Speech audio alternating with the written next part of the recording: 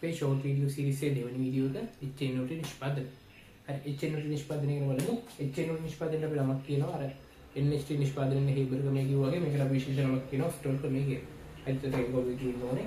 ඒතර අමුඩ ඉස්සෙල්ලාම කතා කරමු අමුඩ ගැන. අමුඩ ප්‍රධාන වශයෙන් NHT පාතේ චලි. ඒතර ඇමෝනියා කියන ඕනේ ඇමෝනියා ගන්න හේබර් ක්‍රමය. ඔයගොල්ලන්ට මතකද ඇමෝනියා නිෂ්පාදනයේදී අපි ප්‍රයෝජන දීලා මේ HNOT හදන්න ඒ ඇමෝනියා ගෙනින් ගන්නවා කියලා. ඉතින් අමුඩ රැපිඩිරම් විතර ඇමෝනියා ගෙනින් යූස් කරනවා. ඊට අමතරව වාතය ගන්න වායු ගෝලය මගින් ජලයේ තියෙනවා ජල බබළු තියෙනවා. ඒතර ඒක නම් අමුඩ අපිට ඊට පස්සේ ඔය HNOT නිෂ්පාදනයේ ප්‍රධාන වශයෙන් පියවර 3යි. හරිද? පියවර 3යි. පළවෙනි පියවර තමයි NO සාදා ගැනීම. ඒතර NO සාදා ගන්න මොකද කරන්නේ? මෙතන තියෙන ඇමෝනියා ටික O2 එක්ක වාතයත් එක්ක ප්‍රතික්‍රියා කරලා මේ ඇමෝනියා වාතයත් එක්ක ප්‍රතික්‍රියා කරලා මෙන්න මෙතනදී NO හදනවා. හරිද? ඒතර ඔන්න පියවරට විශේෂයෙන් තත්ත්ව වර්ගයක් තියෙනවා. තත්ත්ව ටික තමයි උෂ්ණත්වය සාමාන්‍යයෙන් ඉහළ උෂ්ණත්වය 850 සෙල්සියස් වල උෂ්ණත්වය පීඩනය 1.9 ATM අතර පීඩනයක් උත්පත්ති විදිහට මෙන්න මේ දෙක යූස් කරන්න පුළුවන්. හරිද? ඒතර හොඳට මතක තියාගන්න පියවර 3යි. පළවෙනි පියවරදී අපි ගන්නේ NO හදාගන්න ඇමෝනියා වාතයත් එක්ක ප්‍රතික්‍රියා කරනවා.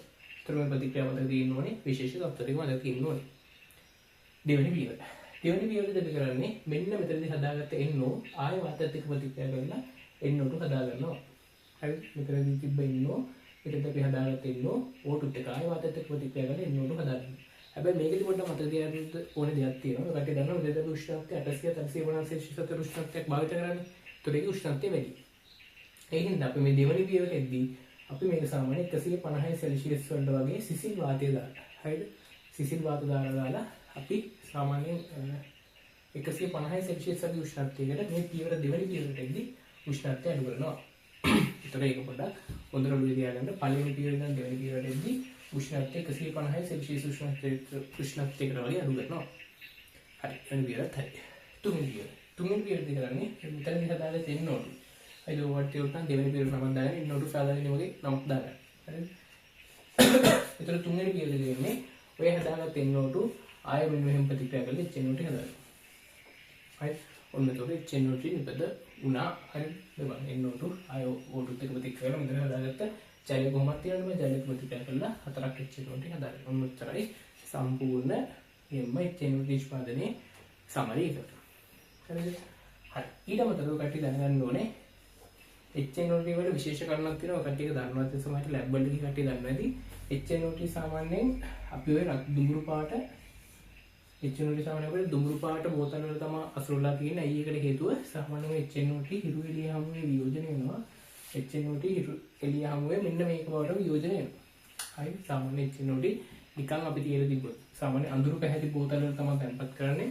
අඳුරු පැහැති බෝතල් තිබ්බේ නැත්නම් මේක මේ විදිහට වියෝජනය වෙනවා. හරි. ඒක අමතර කරුණක් විශේෂ කරුණක් ওই විදිහට වියෝජනය වෙනවා. හරිද?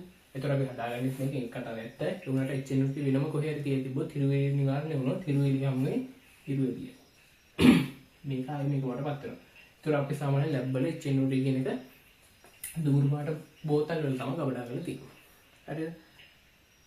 ඊට අමතරව කට්ටිය මේක දැනගන්න ඕනේ HNO2 වල ප්‍රයෝජන තුනක් විතර මතක තිබ්බත් ඇති. ප්‍රයෝජන තුන ගත්තොත් පළවෙනි එක හිතන්නකෝ පොහොර නිෂ්පාදනයේට HNO2 පොහොර නිෂ්පාදනයට අපිට ගන්න පුළුවන්.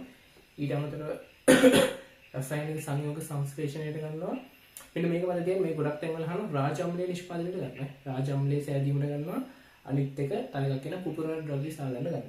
ඒකට ප්‍රධාන වශයෙන් හතරයි මොනවද? පොහොර නිෂ්පාදනයේට රසායනික සංයෝග සංශ්ලේෂණයට රාජ අම්ලය හදන්න කුපුරන ද්‍රව්‍ය සාදා ගන්න. ඒකට එකම සාමාන්‍ය HNO2 වල අපි ප්‍රධාන වශයෙන් කතා කරන දේවල් ටික අය මුලින් නම් සමරියක් විදිහට කිව්වොත් HNO2 වල අමුද්‍රව්‍ය මේ තුන පියවර 3යි. පළවෙනි පියවරදී වෙන්නේ ඔය ඇමෝනියා වාතයත් එක්ක ප්‍රතික්‍රියා කරලා ඉන්නවද එක.